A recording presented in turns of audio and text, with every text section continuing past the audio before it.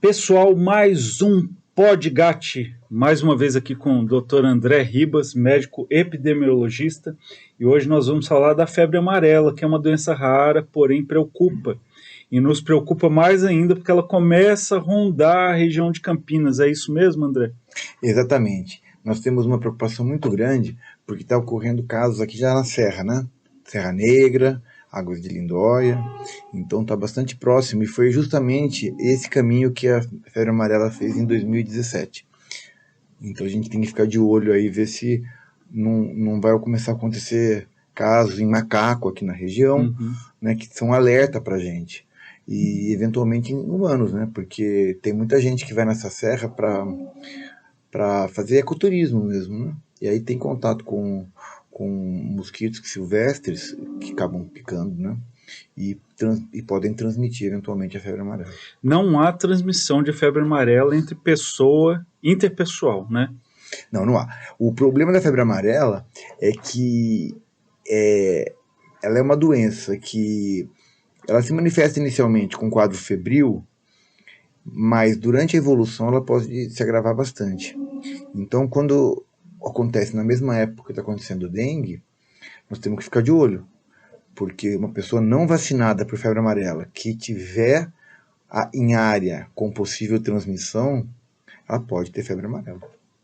E aí o diagnóstico diferencial em relação à dengue é fácil ou não? Olha, na fase características, sinais e sintomas das duas. Desculpa. Na fase inicial, é muito difícil de diferenciar uma da outra, porque o quadro clínico é basicamente o mesmo.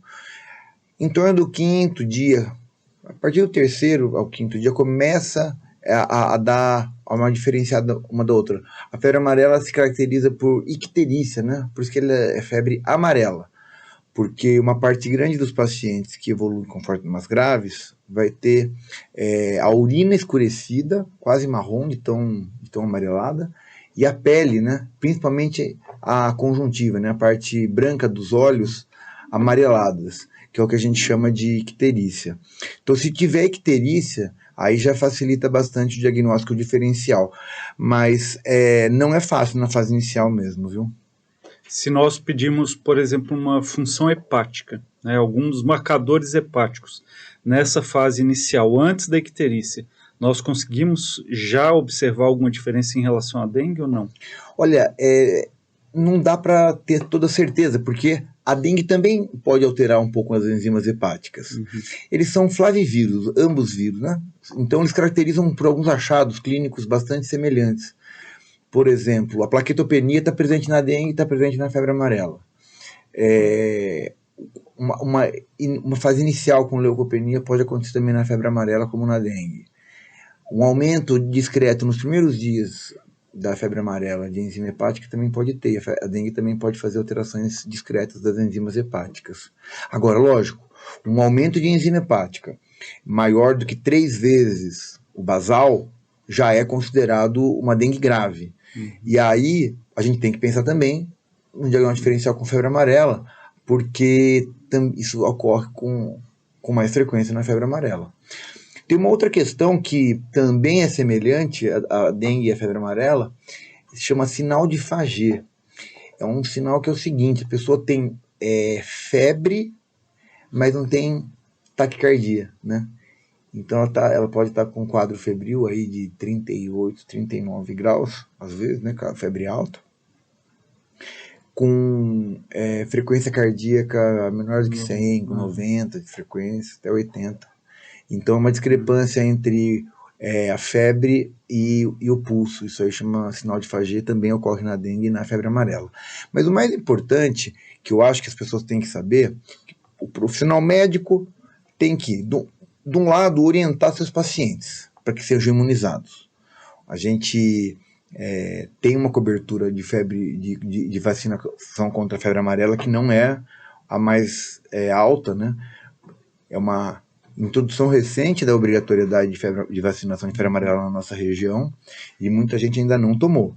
Essa é uma orientação muito importante. Hoje, André, só te interrompendo, hoje, diante dos casos, numa região próxima, serrana aqui, indicado os moradores de Campinas, igual foi em 2017, Exatamente. Né? que houve uma campanha massiva aqui de vacinação na cidade de Campinas. Hoje já existe essa necessidade também ou ainda não? Ela ainda, teoricamente, é uma febre amarela silvestre ainda, está na mata. A febre amarela, ela não ocorre em contransmissão pelo Aedes aegypti no Brasil desde 1942. Então, tudo que a gente tem visto de febre amarela no Brasil até o momento é febre amarela silvestre. Então, a transmissão, o que diferencia a febre amarela silvestre da febre amarela urbana não é o local onde acontece, apesar do nome sugerir isso, né? A gente fala febre amarela. Teve casos em São Paulo, em área urbana, né? Mas mesmo assim não é febre amarela urbana. A gente chama de febre amarela urbana quando a transmissão é mantida pelo Aedes aegypti. Por que isso é tão importante? Porque, primeiro, o Aedes aegypti ele é muito antropofílico, ou seja, ele gosta muito de picar ser humano. Então, quando a transmissão se dá pelo Aedes aegypti, a chance de se dar uma epidemia em área urbana é muito grande e isso é muito grave. E uma outra questão que é importante é que quando é a transmissão pelo Jantinomys, né, que é o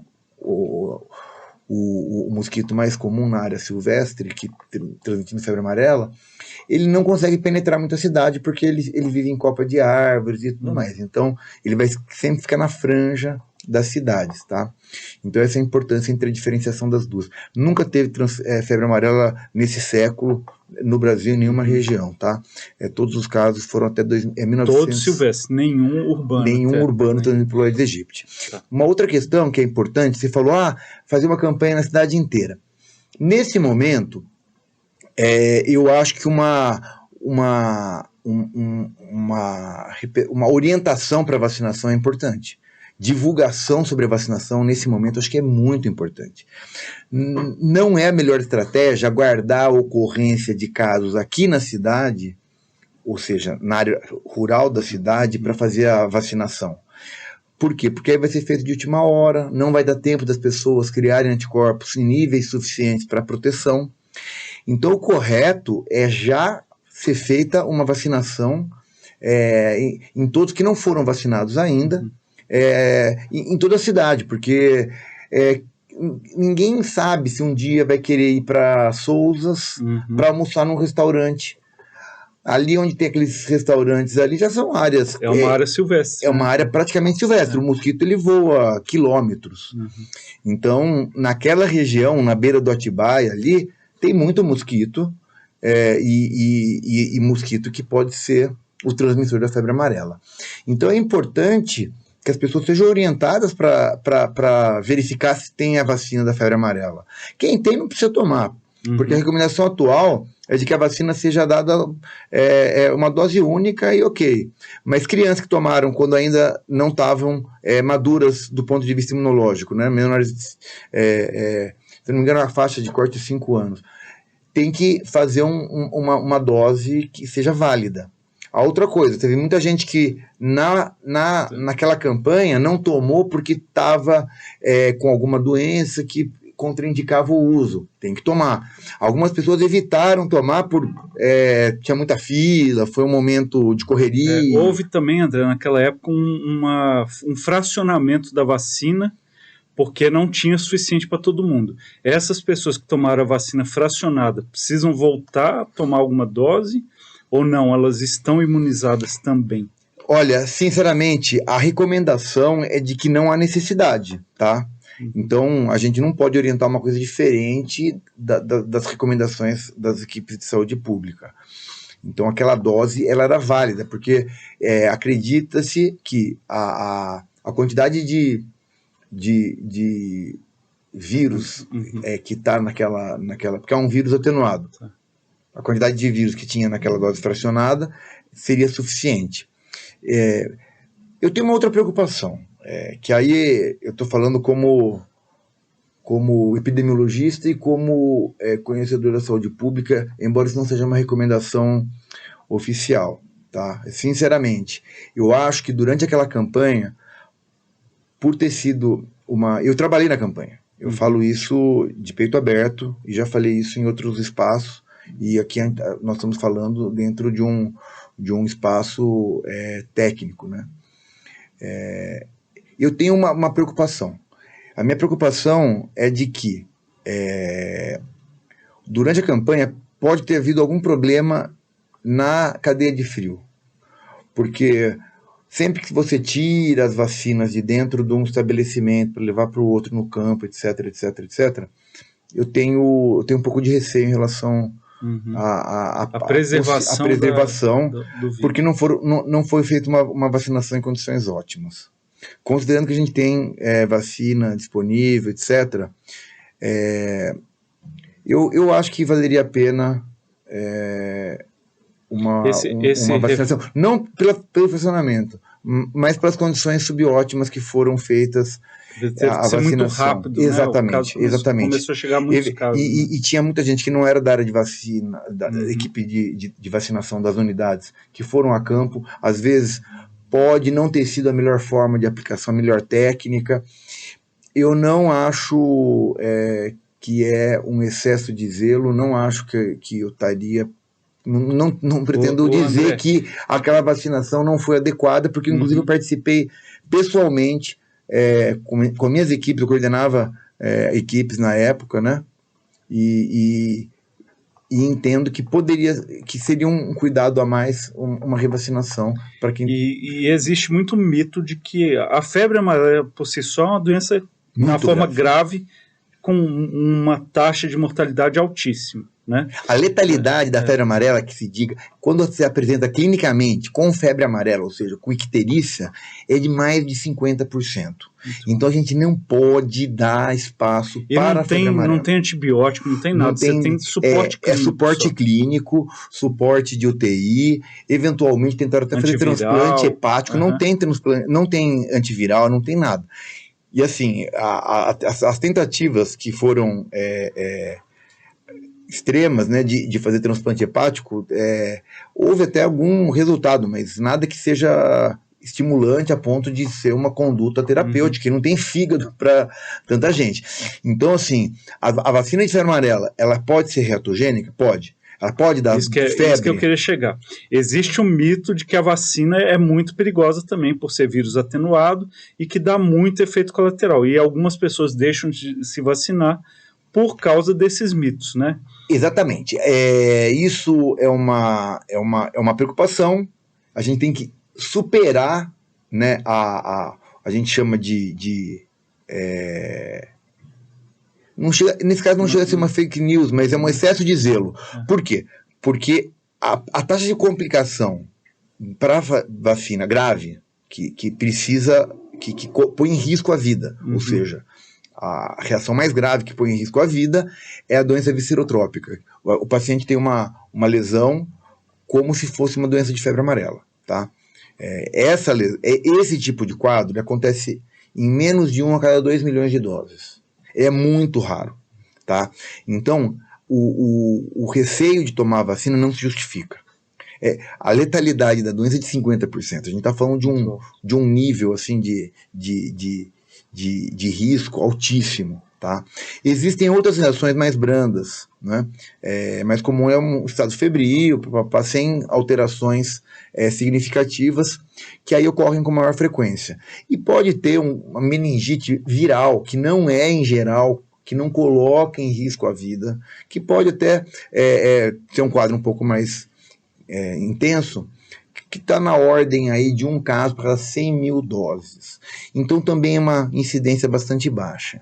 Então a recomendação da vacinação contra a febre amarela, ela tem que ser levada a sério, tá certo? Existem grupos populacionais que estão contraindicados por problemas imunológicos, ou seja, não é interessante a gente dar em gestantes, nem em pacientes que tenham alguma imunossupressão medicamentosa ou algum problema que seja infeccioso, como o HIV não controlado, que o paciente tem que conversar direitinho e ver se vai determinar porque o risco dele desenvolver a reação à vacina, é maior. Desenvolver a doença é maior do que... Qualquer paciente que tiver algum problema imunológico, tem mais risco de ter complicações, porque para todas as vacinas de vírus vivo. Isso vale para a febre amarela, mas também vale para a vacina de sarampo.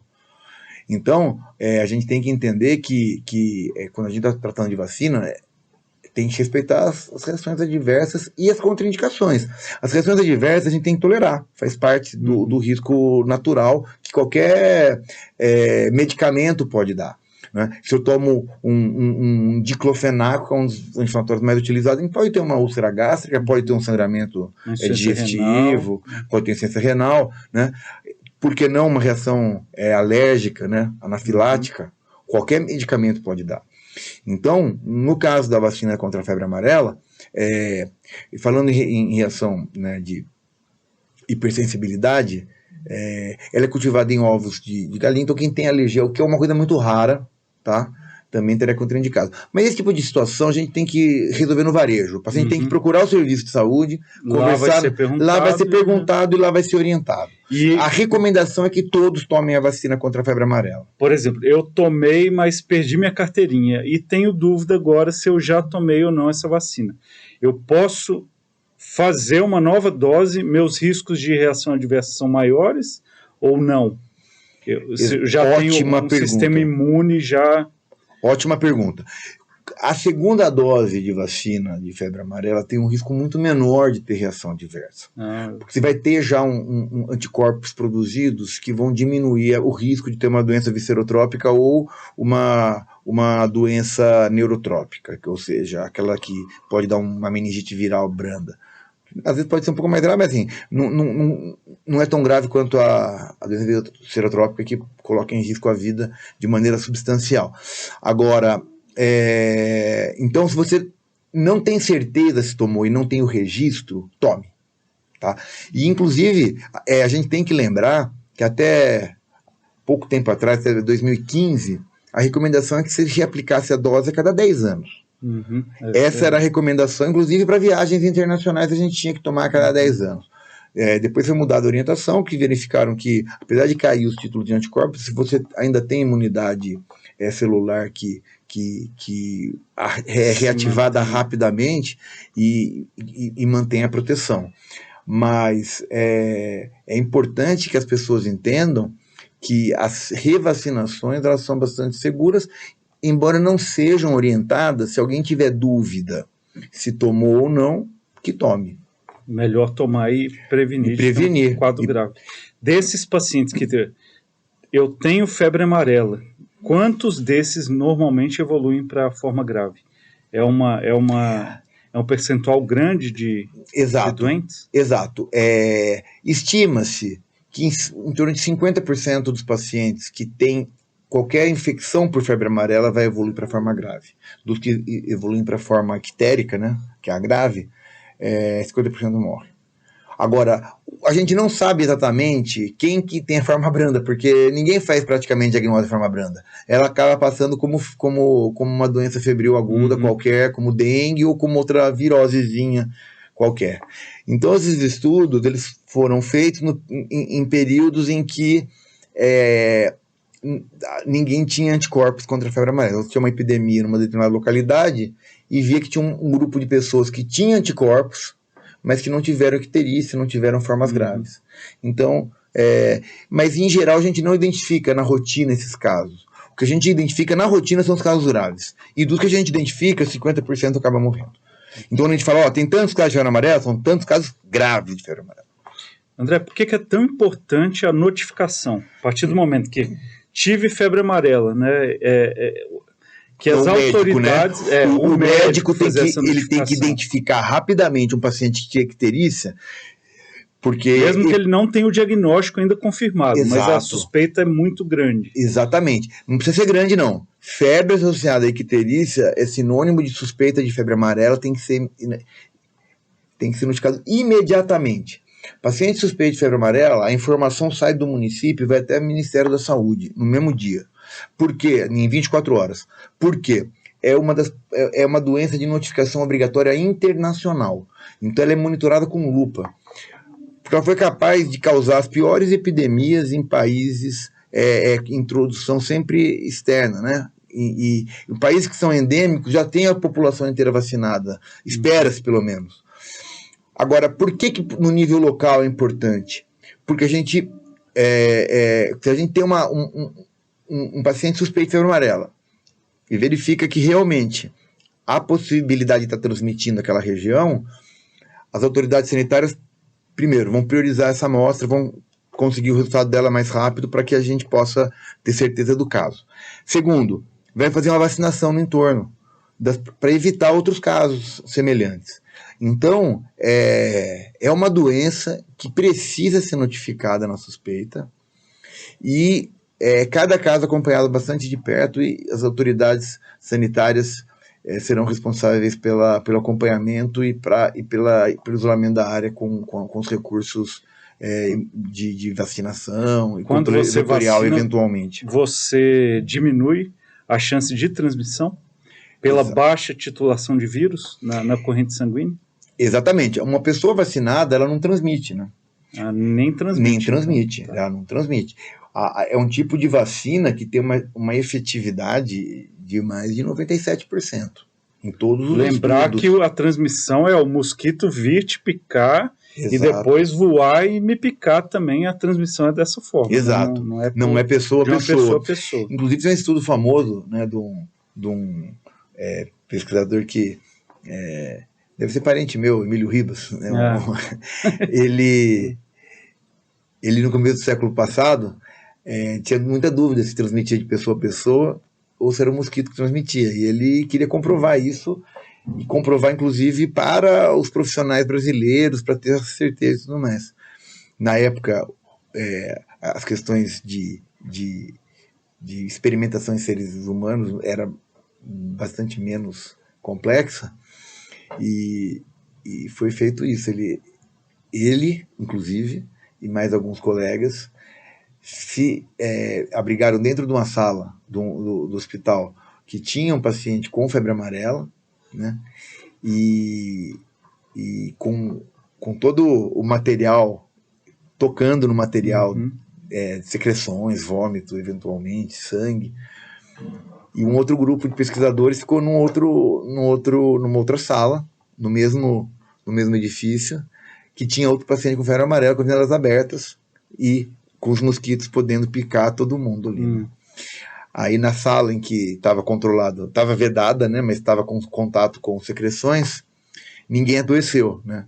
E na outra sala que estava aberta com mosquitos e sem toque nos materiais, né, de secreções de sangue, etc., teve um paciente que adoeceu com febre amarela. Não faleceu, mas teve corajoso, né? Porque sabendo da letalidade da doença... Foi uma medida extrema, mas é um caso da história da medicina brasileira aí bastante significativo. Campinas, especificamente, tem uma história de uma epidemia de febre amarela no final do século, né? 19, né? 19, né? Isso. Inclusive, dizimou parte da população, né? A população de Campinas diminuiu para 1/3. 1/3. Não todos morreram, né? Muitos morreram, mas muitos se mudaram da cidade fugindo da doença. Teve muita morte aqui. Inclusive o Emílio Ribas, ele veio aqui para ajudar várias ruas do Cambuí são nome de pessoas que trabalharam. Ficou só 3 médicos aqui em Campinas. Tinham 23. 20 foram se abrigar em outro... Foram embora com medo da doença. Com medo da doença, e 3 continuaram aqui. Teve também a história de engenheiros trabalhando na drenagem. A drenagem do córrego Orzimbo Maia e a drenagem da Avenida Anchieta, né, foram... canalização foi obra do engenheiro Saturnino de Brito, para controle da febre amarela aqui. André, nessa época, nós podemos considerar que Campinas era muito pequena, devia ter uma área do entorno silvestre muito grande. Essa febre amarela do século XIX, ela foi uma febre amarela urbana ou era silvestre? Urbana. A febre amarela prevaleceu como uma doença urbana até o controle do Aedes aegypti, né? A partir do início do século XX, quando começou a ter programas, identificou realmente que o transmissor era o Aedes aegypti, houve campanhas importantes de controle do Aedes e conseguiu erradicar o Aedes do Brasil. O Brasil foi um dos primeiros países das Américas a erradicar o Aedes na década de 40. E hoje a gente não consegue de jeito A gente não nenhum. consegue. Primeiro que a gente tem mais densamente povoadas as cidades, tem maior número de criadouros. O evento do plástico, que ajuda a acumular água, né? Antes era só tudo com madeira, então não criava tantos reservatórios tão facilmente. As medidas de controle eram bastante agressivas, usava-se inseticidas organoclorados que têm persistência no meio ambiente por muito tempo. E também tem uma questão das pessoas que ficavam mais tempo em casa, então as equipes de controle conseguiam entrar nas casas das pessoas com maior facilidade. Eventualmente, se não conseguia, o Estado ia lá, tinha poder para poder entrar e fazer o controle da forma como queria. Hoje a gente vê que 50% das casas estão fechadas e a gente não consegue recursos para poder entrar na casa, inclusive respeitando, logicamente, a privacidade das pessoas, né? Então, o contexto de controle do Aedes aegypti hoje é muito mais complicado. E voltando agora à questão da febre amarela urbana, né? Então, assim, prevaleceu como a febre amarela. Só foi descrito os casos silvestres de febre amarela, aqui nas Américas, em 1938. Aliás, tem uma descrição do Emílio Ribas numa vila aqui em Cosmópolis, onde teve um surto de febre amarela e não tinha Aedes. Ele descreveu isso, está nos anais da Academia Brasileira de Medicina, mas ele não identificou quem era o mosquito transmissor, mas ele descreve muito bem descrito que teve transmissão sem a presença do Aedes aegypti. Isso foi próximo a 1910. Demoraram 20 anos para que viesse uma equipe de um Soper, que era um grande conhecedor, um sanitarista, conhecedor de febre amarela, estudar uma epidemia de febre amarela que teve no Espírito Santo, e aí lá ele descreveu a ocorrência da febre amarela silvestre, que era transmitida pelo Jantinomes, né, que era o mosquito silvestre. Então, e por que isso é importante? Porque quando a transmissão é urbana, de pessoa a pessoa, pelo Aedes aegypti, dá epidemias horrorosas, porque pega grandes contingentes populacionais. Imagina o tanto de casos que a gente tem de dengue, sendo de febre amarela. Uma doença com letalidade de 50%. Exatamente. Então a gente teria aqui, temos 60 mil casos, a gente teria 30 mil óbitos. Então é uma coisa... pior que Covid. Muito pior, muito pior do que Covid. Então a grande questão, né, é que hoje a gente tem vacina. Então o controle da febre amarela não depende mais do Aedes aegypti. A gente controla com a vacina, tá? Eventualmente, em situações especiais, a gente tenta controlar o mosquito quando tem um caso numa área urbana, para que, eventualmente, alguém que não pôde tomar vacina não seja infectado. Mas não é disso que vai depender o controle da febre amarela. É em cima da vacina. E hoje, com casos, não sei quantos casos foram na região próxima aqui de...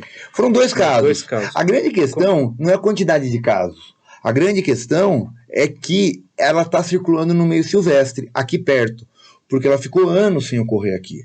Desde 2017, 2018, ela não estava mais ocorrendo aqui. E isso é normal, isso acontece mesmo. Por quê? Porque onde é o grande reservatório do vírus da febre amarela nas Américas é a Amazônia.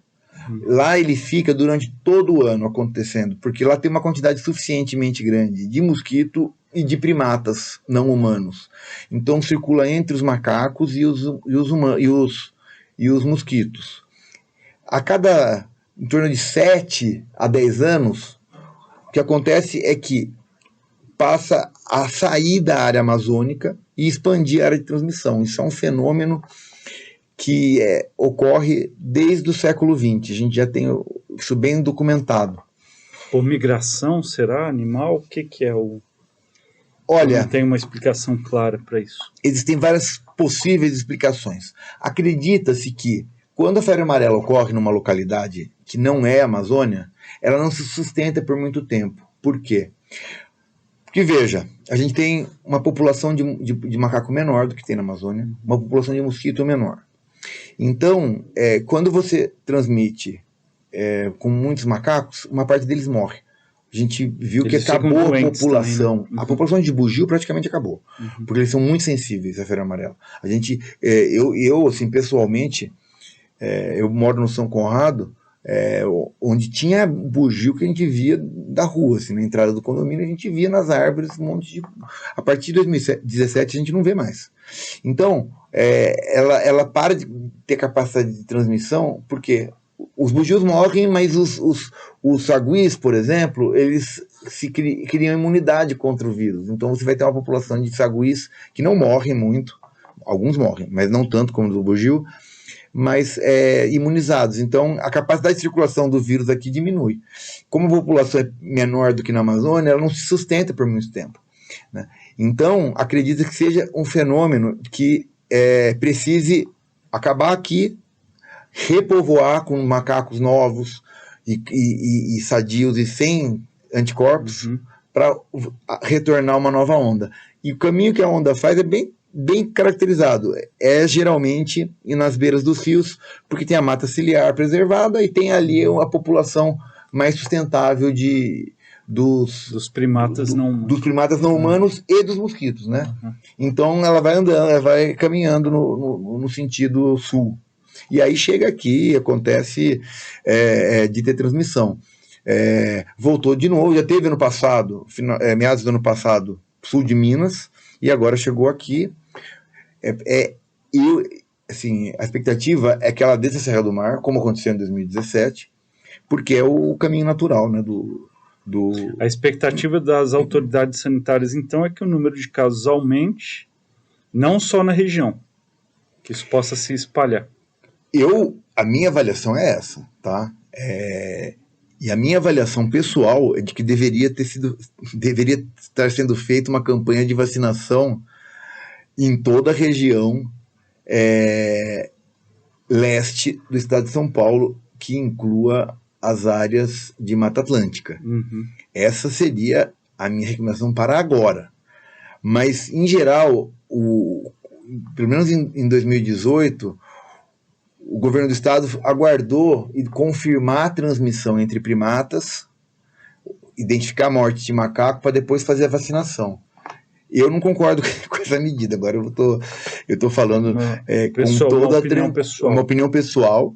Eu já expus essa em vários espaços, com a presença da Secretaria de Estado da Saúde, com a presença, inclusive, do Ministério da Saúde. Semanas passadas eu tive alguns eventos que eu participei de mesas redondas discutindo o assunto e expus a mesma opinião. Então eu não tenho problema em expor a minha opinião. É bem clara.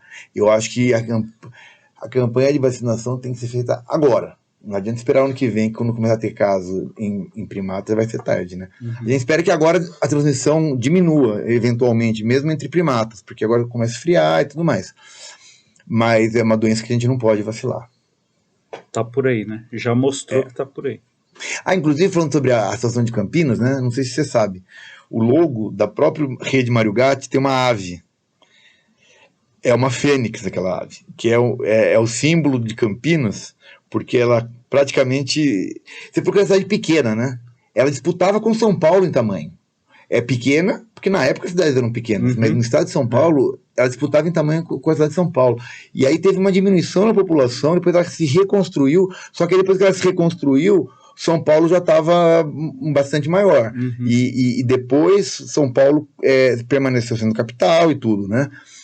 Inclusive tinha um movimento dos republicanos de trazer a capital do estado para Campinas, né? E alguns dizem, né, é uma lenda urbana, né, de Campinas, que só não foi trazida a capital para Campinas em razão da epidemia de febre amarela que assolou o município. Acabou com o município, né? Mas depois a população voltou e tudo, a cidade voltou a crescer. Por isso chama, tem esse logo. Esse logo não. Do Renascido das Cinzas. Renascido das Cinzas. Ou da Febre Amarela. Que é o símbolo do Mário Gatti, está na bandeira da cidade, tudo mais. Bacana. André, obrigado mais uma vez. É um prazer estar aqui. Você tem alguma informação adicional para deixar para a população? Olha, o único recado que eu tenho, que é o mais importante, é que a gente aqui não vai falar de repelente, tá, gente? Eu não vou ficar falando de repelente para ninguém, porque a solução é vacina, tá? A gente fala de repelente quando a gente fala para febre maculosa, por exemplo, que não tem vacina. A gente fala de repelente para gestante porque a gente não tem vacina para zika e repelente para alguns pacientes que ainda não tiveram acesso à vacina da dengue. E também o chikungunya, que não tem vacina, etc. Mas para a febre amarela a gente não pode brincar. Foi para a área de mata, mesmo que não vá diariamente, tem que tomar vacina. A vacina de febre amarela ela é muito importante, a gente não pode vacilar. Tanto que, assim, se um brasileiro, para sair do Brasil, qualquer país vai exigir vacina, por quê? Para que não leve o vírus para o exterior. Se o planeta Terra está preocupado com isso, por que quem mora aqui não vai estar? Então a gente tem que pensar nisso e a questão é essa.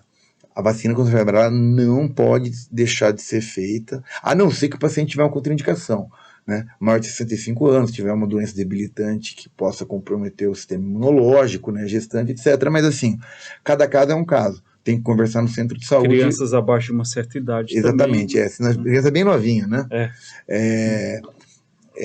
Mas qualquer dúvida, a unidade de saúde está lá com a vacina e está preparada para orientar. Tá ótimo. Então ficou o recado aí do André em relação à vacinação. Eu sou vacinado em 2017, meus filhos, minha esposa, todos nós entramos naquele esquema. Realmente foi um período de grande medo da sociedade aqui, porque foram vários casos, né? E com mortes relatadas na cidade. Esperamos que isso não aconteça mais, né? As mortes foram aqui, mas a infecção foi só de um paciente, viu, que teve aqui.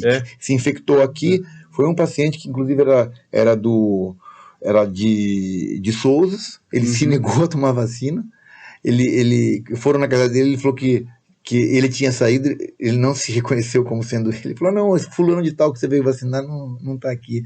Era ele que estava falando. E ele teve febre amarela, eu vi ele aqui. Foi atendido aqui no Mário Gatti, não morreu. Agora, morreu muita gente que veio ter tratado aqui, né? De cidades da região. Na época também, André, teve, só alongando um pouco aqui, as pessoas querendo matar os macacos, né? Exterminar os macacos. Exatamente. Isso é uma burrice, desculpa. Eu vou falar esse termo, porque não tem outra palavra, né? É uma burrice e uma crueldade. Burrice por quê? Porque o macaco morto, ele, quando morre um macaco, ele está alertando a gente que está tendo transmissão de febre amarela ali, né? E então quando morre pelo vírus, né? Não... Exatamente. Quando morre um macaco, ele cai no chão, eles vão lá, recolhem material para ver se tem o vírus. Se tiver, alertou, a gente vacina na região. Agora, ele está ajudando a gente, ele está contribuindo para deixar a gente mais atento, né? E outra burrice, porque você não vai conseguir matar todos os macacos. É impossível, né? Você pode fazer uma crueldade com um macaco que seja mais dócil, justamente aquele que não está te incomodando. Próximo, né? Por fim, é crueldade, né? Mesmo, imagina, eu vou matar todo mundo, as pessoas, porque as pessoas estão com dengue, vou sair matando gente. Não vai resolver o problema. Não vai resolver o problema. Né? Isso. Tá ótimo. Obrigado mais uma vez. Muito bom. Uma enorme contribuição, informações assim preciosas. Eu que sou médico, cada vez que o André vem aqui, eu aprendo muita coisa, realmente. Obrigado, é um prazer estar aqui com você. Até o próximo Podgatti. Tamo junto. Rede Mário Gatti, compromisso com a saúde e educação.